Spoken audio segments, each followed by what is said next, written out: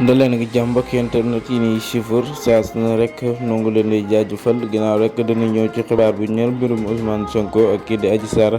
tey ji rek ci mardi bi tombé le 6 ci décembre ci atum 2022 ñoom nag 6 bi wolu leen muy jàkkaarloog Ousmane Sonko ak kii di Adji Sarr ndiki noonu rek jamono bii nu toll nii Ousmane Sonko rek moom génnagul këram ngir dem foofee nga xamante ni moom mooy tribunal bu Dakar ci convoqué gi leen 6 bi woolu moo ko Adji Sarr ñoom ñaar rek ñu daal di war a jàkkaarloo daal di leeral bi lépp dossier ndiki noonu rek ñenn ci askan wi sax ñu ngi wax ne Ousmane Sonko moom dossier bi yaakaarul rek mu daal di ci yàbbi maanaam mën naa dem daal di toog rek bañ a wax